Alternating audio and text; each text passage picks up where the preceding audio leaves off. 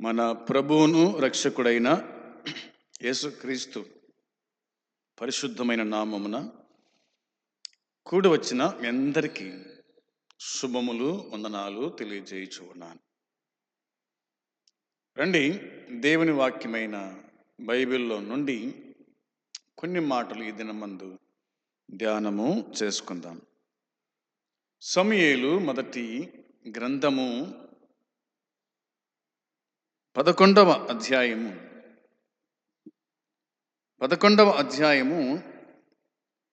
6-7 వచనాలు నేను మీకోసమై చదువుతున్నాను. మీరు కూడా బైబిల్ తీసుకొని ఈ వాక్యాన్ని చదవవలసిందిగా మనవి చేస్తూ ఉన్నాను. సౌలు ఆ వర్తమానము వినగానే దేవుని ఆత్మ అతని మీదికి బలముగా వచ్చెను. అతడు అత్యాగ్రహుడై ఒక కాడి ఎడ్లను తీసి తునకలుగా చేసి ఇశ్రాయేలీయుల దేశములోని నలుదిక్కులకు దూతల చేత వాటిని పంపి, సౌలుతోనూ సమూయేలుతోనూ చేరకుండు వాడెవడో వాని ఎడ్లను నేను ఈ ప్రకారముగా చేయుదునని వర్తమానము చేసెను. అందువలన యెహోవా భయము జనుల మీదికి వచ్చెను గనుక ఎక్కడైనను నిలవకుండా వారందరూ వచ్చిరి. ప్రభు సహాయం నిమిత్తమై తల వంచితే ప్రార్థన చేస్తాను. అత్యున్నత సింహాసనపై ఆసీనుడవైయున్న మా తండ్రి, నీ పరిశుద్ధమైన పాదములకు వందనాలు, స్తోత్రములు, కృతజ్ఞతలు. దేవా, నీకు స్తుతులు చెల్లించుచు ఉన్నాం. ఆకాశ మహాకాశములు పట్టజాలని దేవుడు, మహిమలో ఉన్న దేవుడు, ఏ నరుడు కూడా సమీపింపరాని తేజస్సులో ఉన్నటువంటి గొప్ప దేవుడు, నీకు వందనాలు, స్తోత్రం చెల్లిస్తున్నాం. దేవా, ఈ దినమందు నీ సన్నిధి మాకు ఇచ్చినందుకై స్తోత్రం. కూడి వచ్చిన వారిని దీవించండి, పాటలు పాడిన వారిని దీవించండి, వాక్యం చదువుకున్నాం నాయన దీవించండి. మీరే మాతో మాట్లాడండి, వినగలిగే చెవు గ్రహించే మనసు దయచేయండి. దీనదాసుని మరుగుపరిచి మాట్లాడండి. పాపికి రక్షణ మాటలు అందించి, విశ్వాసకి ఆదరణ కలిగించే మాటలు అందించి మమ్మల్ని అందరినీ బలపరచమని, మహిమ పొందుమని మీకు అప్పగించుకుంటూ మా రక్షకుడైన యేసుక్రీస్తు నామములో ప్రార్థించుచున్నాము తండ్రి, ఆమేన్. మంచిది. దేవుని వాక్యమైన బైబిల్లో నుండి సమూయేలు రాసిన మొదటి గ్రంథం 11వ అధ్యాయము 6-7 వచనాలు మనము చదువుకొని ఉన్నాం. ఈ వచనాలలోని సారాంశం ఏమిటంటే, దేవుని ఆత్మ అతని మీదికి బలముగా వచ్చెను. దేవుని ఆత్మ అతని మీదికి బలముగా వచ్చాను. రెండవ మాట, అతడు అత్యాగ్రహుడై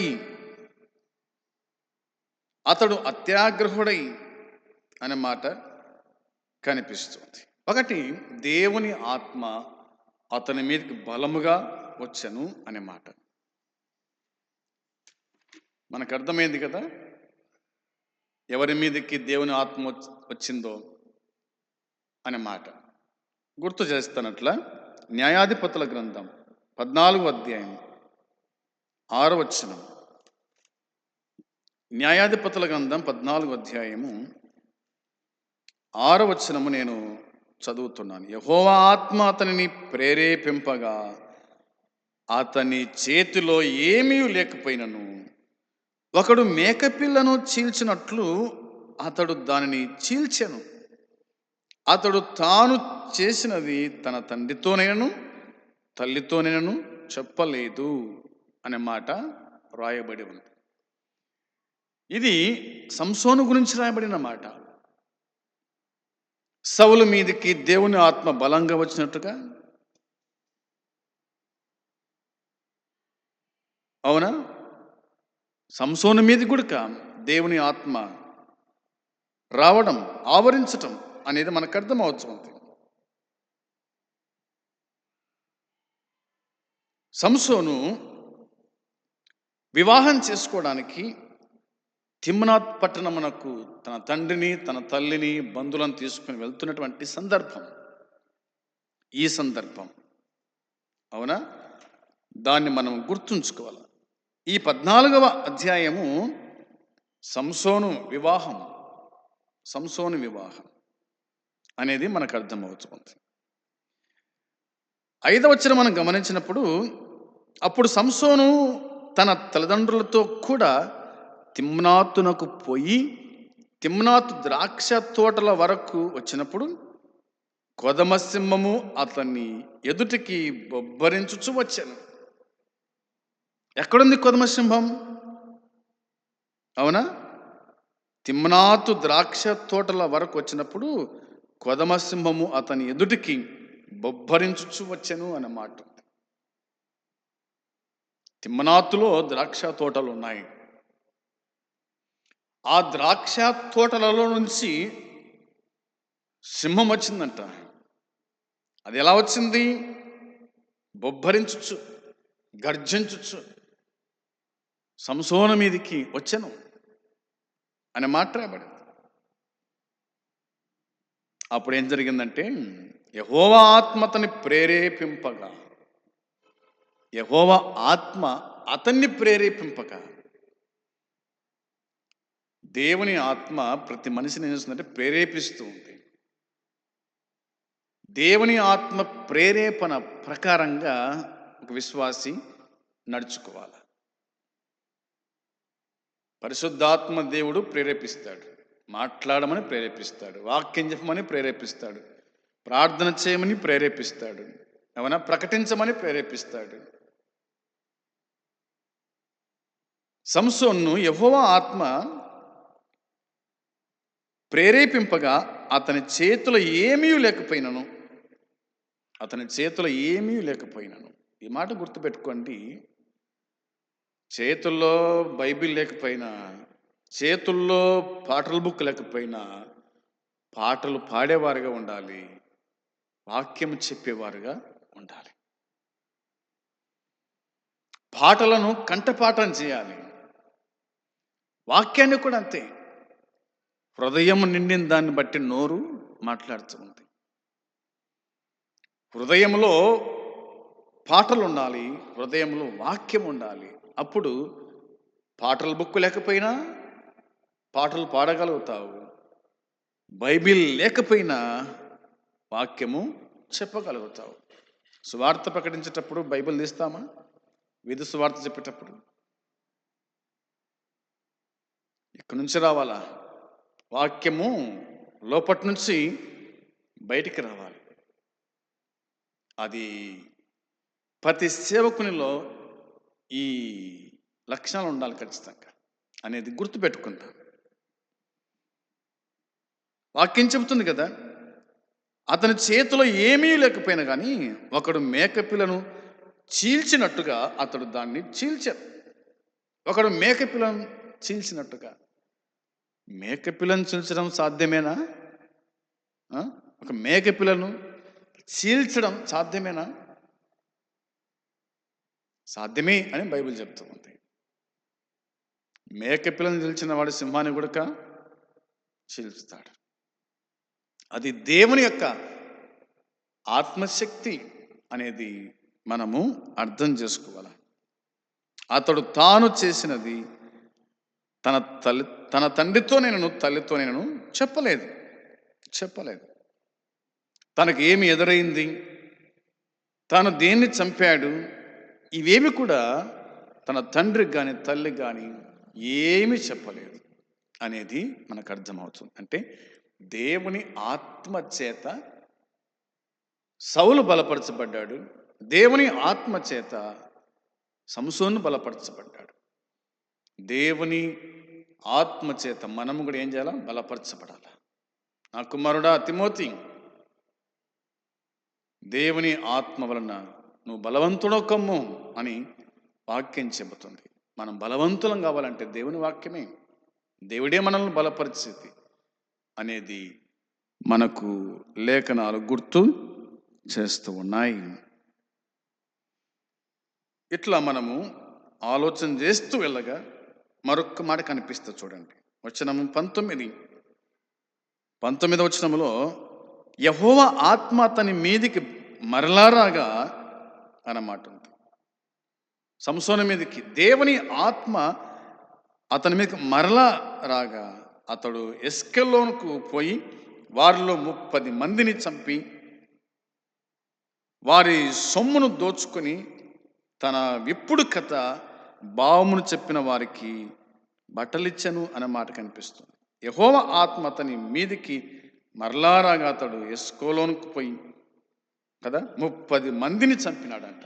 దేవుని ఆత్మ ప్రేరేపణ వల్ల 30 మందిని చంపాడు. దేవుని ఆత్మ ప్రేరేపణ వలన ఒక్క ప్రసంగం చెప్తే 3,000 మంది రక్షణ పొందినారు. పేతురు అపోస్తల కార్యంలో మనం చూస్తాం. ఒక్క ప్రసంగం అట్లా వదిలేసినాడు. 3,000 మంది యేసు ప్రభువును తమ సొంత రక్షకునిగా విశ్వసించినట్టుగా దేవుని వాక్యం మనకు గుర్తు చేస్తూ ఉంది. దేవుని ఆత్మ ప్రేరేపణ లేకుండా మనం ఎంత అరిసినా ఎన్ని పాటలు పాడినా ఒక్కరుడిక రక్షణ పొందరు. దేవుడు ఆత్మ చేత నింపబడిన వాడు మాత్రమే ఆత్మలను రక్షించగలుగుతాడు అనేది మనకు అర్థమవుతూ ఉంది. 15వ అధ్యాయం చూడండి, 14వ వచనం. 15వ అధ్యాయం 14వ వచనంలో అతడు లేహికి వచ్చే వరకు ఫిలిష్తీయులు అతన్ని ఎదుర్కొని కేకలు వేయగా యెహోవా ఆత్మ అతని మీదికి బలముగా వచ్చినందున అతని చేతులకు కట్టబడిన తాళ్ళు అగ్ని చేత కాల్చబడిన జనుపనార వలె ఆయను. సంకెళ్ళను అతని చేతుల మీద నుండి ఊడిపోయెను. అతడు గాడిద యొక్క పచ్చి దవడ ఎముకను కనుగొని చేయి చాచి పట్టుకొని దాని చేత 1000 మంది మనుషులను చంపాను. 1000 మంది మనుషులను చంపాడంట. అతని చేతులకు తాళ్ళు కట్టేశారు, కాళ్ళకు బేడులు వేశారు. అవునా? ఫిలిష్తీయులు కేకలేస్తున్నారు, మన శత్రు మనకు దొరికినాడు, మనం అతన్ని చంపుదాం అని కేకలు వేస్తామంటే దేవుని ఆత్మ అతని మీదకి బలముగా వచ్చను అన్నమాట ఉంది. అవునా? యెహోవా ఆత్మ అతని మీదకి బలముగా వచ్చినందున అతని చేతులకు కట్టబడిన తాళ్ళు అగ్ని చేత కాల్చబడిన జనపనార వలె ఆయను. సంకెళ్ళు ఏమైనాయి? అతని చేతుల మీద నుండి ఊడిపోయినాయి. సంకెళ్ళు ఊడిపోయినాయి, తాళ్ళు తెగిపోయినాయి. అతడు పచ్చి గాడిద ఎముకతో 1000 మంది మనుషులను చంపినాడు. 1000 మంది మనుషులను చంపాడు. తాను చంపగలుగుతాడా? లేదు. దేవుని ఆత్మ ప్రేరేపణ చేత 1000 మందిని తాను చంపినట్టుగా దేవుని వాక్యం గుర్తు చేస్తూ ఉంది. శత్రువుల మీద యుద్ధము చేసి చంపటం అనేది మనము గుర్తుంచుకునేవారుగా ఉండాలి. వినండి, పాత నిబంధనలో పరిశుద్ధాత్మ ఒక వ్యక్తిని తన శక్తితో నింపడం అనేది ఆ వ్యక్తికి జీవన విధానాన్ని దేవుడు అంగీకరించాడన్న దానికి సూచన కాదు అనేది వాక్యం చెప్తుంది. ఇంకా మనం ఇలా చెప్పుకుంటూ పోతే ఇంకా సంఖ్యాకాండములో మనం చూస్తాం. 24:2 మీరు చదువుకోండి. అందులో రాయబడిన మాట నిజముగా సంసోను జీవన శైలిలో అనేక అభ్యంతరకరమైన అంశాలు మనకు ఇందులో కనిపించవచ్చు అనేది గుర్తుపెట్టుకుందాం. ఇక 3వదిగా ఆలోచన చేస్తే 16వ అధ్యాయము 28వ వచనం. 16వ అధ్యాయము 28వ వచనాన్ని మనం చదవగా, అప్పుడు సంసోను, ప్రభువా, యెహోవా ప్రభువా, దయచేసి నన్ను జ్ఞాపకం చేసుకొనుము. దేవా, దయచేసి ఈసారి మాత్రం నన్ను బలపరచుము. నా 2 కన్నుల నిమిత్తమును ఫిలిష్తీయులను ఒక్కమారే దండించి పగ తీర్చుకొననిమ్మని యెహోవాకు మొరపెట్టి ఆ గుడికి ఆధారముగానున్న 2 మధ్యస్తంభములలో ఒకదానిని కుడి చేతను ఒకదానిని ఎడమ చేతను పట్టుకొని నేనును ఫిలిప్తీయులను చనిపోదుముగాక అని చెప్పి బలముతో వంగినప్పుడు గుడి ఆ సర్దారుల మీదను దానిలోనున్న జనులందరి మీదను పడెను పడెను మరణకాలమున అతడు చంపిన వారి శవముల లెక్క జీవితకాలమందు అతడు చంపిన వారి లెక్క కంటే ఎక్కువ ఆయను అనేది వాక్యం చెప్తుంది. ఇప్పుడు చివరిసారిగా బంధించబడ్డాడు. ఫిలిప్తీయులు లేదా మరి దెలీలా అతనికి గుండు చేసింది, శక్తి అంతా కోల్పోయినాడు. ఫిలిప్తీయులు వచ్చారు, పట్టుకుపోయినారు. ఇక దాగోని గుడిలో అతన్ని బలర్పించడానికి వెళ్ళినట్టుగా మనం చూస్తాం. ఆ తర్వాత సంసోను దేవుని మొరపెట్టినాడు, ప్రభువా ఈ ఒక్కసారి నన్ను జ్ఞాపకం చేసుకో, ఈ ఒక్కసారి నన్ను జ్ఞాపకం చేసుకో, నేను పొరపాటు చేశాను, నేను తప్పు చేశాను, నీ మాట వినలేదు, నీ చిత్త నెరవేర్చలేకపోయినాను, నేను ఫిలిప్తీయుల దేవతకు బలి కావాలనా, నన్ను జ్ఞాపకం చేసుకో అని మొరపెట్టినప్పుడు దేవుడు అతని జ్ఞాపకం చేసుకున్నాడు. అతని జ్ఞాపకం చేసుకున్నాడు. అవునా? అతన్ని బలపరిచినాడు. సంసోను రెండో చేతులు ఆ దాగోను మందిరమునకు ఆధారములకు ఆ రెండింటిని అలా ఒత్తేశాడు. ఆ రెండు అలా పడిపోగా అతని మీదను అందులోని ప్రజల మీదను రాళ్ళన్నీ పడి అందరూ కూడా చనిపోయిరి అనే మాట మనకు కనిపిస్తుంది. దేవుని ఆత్మ చేత బలపరిచిన వాడు దేవుని కోసమే వాడబడితే మంచిది. దేవుని ఆత్మ కలిగిన వాడు ఆయన ఆజ్ఞలు పాటిస్తే మంచిది. అలా కాకుండా తన సొంత పని నిమిత్తమై ఎప్పుడైతే వాడుకుంటాడో అప్పుడు తాను నాశనమవుతాడు అనేది మనకు అర్థమవుతుంది. ఇది దేవుని యొక్క ఆత్మ యొక్క ప్రేరేపణ అనేటువంటిది లేఖనాలు మనకు తేటగా గుర్తు చేస్తూ ఉన్నాయి. ఇంకా చాలా ఉన్నాయి. అయితే మనం గుర్తుంచుకోవాల్సిన మాట ఏమిటంటే దేవుని యొక్క ఆత్మ చేత మనం నింపబడాలి, ఆయన మనల్ని బలపరచాలి అనేటువంటిది వాక్యం గుర్తు చేస్తుంది. రెండవ మాట ఏమిటంటే మనం చదువుకున్నాం, అతడు అత్యాగ్రహుడై అనే మాట ఉంది. అత్యాగ్రహుడై అనే మాట ఉంది. ఈ మాట గురించి మనం ఆలోచన చేసినప్పుడు మరి లూకాసు వార్త 19:45 లూకాసు వార్త 19వ అధ్యాయము 45వ వచనం 46వ వచనం మనము చూడగా ఇలాగ వాక్యం చెబుతుంది. అవునా? లూకాసు వార్త 19:45-46 వచనాలు. ఆయన దేవాలయంలో ప్రవేశించి అందులో విక్రయము చేయు వారితో నా మందిరము ప్రార్థనా మందిరమన అని రాయబడి ఉన్నది, అయితే మీరు దానిని దొంగల గృహగా చేసేతరని చెప్పి వారిని వెళ్ళగొట్ట నారంభించను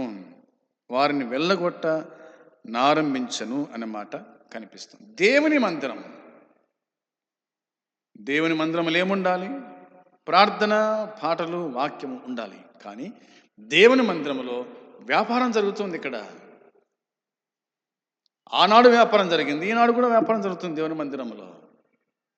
అవునా కాదా? కోడిగుడ్లు అమ్ముతున్నారు, కోళ్ళను అమ్ముతున్నారు, ఏదైనా సామాన్ తెస్తే సామాన్ అమ్ముతున్నారు. విడ్డూరంగా లేదా ఈ మాట? యేసు ప్రభు దేవాలయం చూసినప్పుడు వ్యాపారంతో నింపబడింది. ఆయన అత్యాగ్రహుడైనాడు అనుకోండి, ఇక మీ జీవితాలు పతనమే, మీ బ్రతుకులు పతనమే అనేది గుర్తుంచుకోవాలా. దేవుని మందిరాన్ని వ్యాపారపు ఇల్లుగా చేస్తారా? అవునా? గుడ్లు అమ్ముతారా? కోళ్ళు అమ్ముతారా? వస్తువు అమ్ముతారా? దేవుని మందిరంలో సవాల్ వేస్తారా? సిగ్గులేదు? అలా చేయడానికి ఎట్లా మీకు మనసు ఒప్పింది? ఆయన అత్యాగ్రహుడైతాడు అనేది గుర్తుంచుకోవాల్సిందిగా దేవుని వాక్యం చెప్తున్న మాట అది. దేవుని వాక్యం చెప్తున్న మాట అది. జాగ్రత్త. దేవుని మందిరం వ్యాపారం వద్దు, అది నీకే నష్టాన్ని కలిగిస్తుంది అనేది మనం గుర్తుపెట్టుకోవాలి. యోహాను సువార్త 11వ అధ్యాయం 33వ వచనంలో, యోహాను సువార్త 11వ అధ్యాయము 33వ వచనము నేను మీకోసమై చదువుతున్నాను. ఆమె ఏడ్చుటయు ఆమెతో కూడా వచ్చిన యూదులు ఏడ్చుటయు యేసు చూసి కలవరపడి ఆత్మలో మూలుగుచ్చు అతను ఎక్కడ ఉంచితరని అడుగగా అన్నమాట. ఆత్మలో మూలుగుచ్చు అతను ఎక్కడ ఉంచుతానని అడిగినట్టుగా వాక్యం చెబుతోంది. ప్రియమైన సోదరి సోదరులారా, మార్త మరియల యొక్క సహోదరుడు లాజరు చనిపోయినాడు, సమాధి చేశారు. ప్రభు 4వ రోజు వచ్చినాడు, వాళ్ళు ఏడుస్తూ ఉన్నారు. ఇప్పుడు యేసుక్రీస్తు ప్రభు ఆత్మలో మూలుగుచ్చు అనే మాట ఉంది. ఆత్మలో మూలుగుచ్చు అతను ఎక్కడ ఉంచితిరి చెప్పగా వాళ్ళు తీసుకొని వెళ్ళారు. ఆయన ప్రార్థన చేశాడు, లాజరు బయటికి రా అంటే లాజరు బయటకు వచ్చాడు. వారి కన్నీళ్లను ఆయన తుడిచినాడు. వారి కన్నీళ్లను తుడవడానికి ఆయన కన్నీళ్లు కార్చినాడు. వారి కన్నీళ్లను తుడవడానికి ఆయన కన్నీళ్లు కార్చినాడు. సృష్టికర్త అయిన దేవుడు కన్నీళ్లు కార్చినాడా? అవును, కార్చినాడు. అంతగా ఆయన మనల్ని ప్రేమించినాడు అనేది దేవుని వాక్యం స్పష్టం చేస్తుంది. ఆ తర్వాత ఏం జరిగిందో మనకు తెలుసు. మంచిది. ఈ దినమందు సౌలు దేవుని ఆత్మ చేత బలపరచబడ్డాడు, అత్యాగ్రహుడైనాడు, ఎడ్లను వధించాడు, 12 గోత్రాలకు పంపించినాడు. ఎవడైతే సౌలుతోను సమూయేలుతోను కలవడో వాని ఎద్దులను ఎదుగో ఇలాగ ఈ ముక్కలు చేస్తాను అని చెప్పినట్టుగా వాక్యం చెబుతుంది. అది వేరే సంగతి. ఏది ఏమైనా దేవుని దాసుడు దేవుని ఆత్మ చేత బలపరచబడాలి. మందిరములో కాని పనులు జరుగుతుంటే అత్యాగ్రహుడు కావాల్సిందే. కాని పనులు మందిరం జరుగుతుంటే వారిని వెళ్ళగొట్టాల్సింది తప్పదు అనేది వాక్యం చెబుతుంది. ఏమాత్రం కూడా రాజీ పడకూడదు. ఇందులో దేవుని విషయంలో రాజీ పడాల్సిన విషయం లేదు. ఖండించండి, బుద్ధి చెప్పండి, అవునా, గద్దించండి అని పౌలు చెప్పాడు కదా. ఆ విధంగా దేవుని ఆత్మ చేత నింపబడిన మనం మరి దేవుణ్ణి ఆత్మతో సత్యముతో ఆరాధిస్తూ ప్రభుని ఘనపరుస్తూ ప్రభుకి ఇష్టంగా జీవించుదాం. అట్టి కృప దేవుడు మనకు అనుగ్రహించును గాక. ఆమేన్. ప్రార్థన. ప్రేమగల యేసయ్య, మీ పరిశుద్ధమైన పాదములకు వందనాలు, స్తోత్రములు, కృతజ్ఞతలు, స్తుతులు చెల్లిస్తున్నాం. ఈ దినమందు మీరు అందించిన లేఖన సత్యాన్ని బట్టి స్తోత్రం. మమ్మలను కూడా నీ ఆత్మ చేత నింపి బలపరిచి మీ కాపుదల దయచేసి కాపాడి సహాయపడమని మీకు అప్పగించుకుంటూ మా రక్షకుడైన యేసుక్రీస్తు నామములో ప్రార్థించి అడిగి వేడుకుంటున్నాము తండ్రి. ఆమేన్.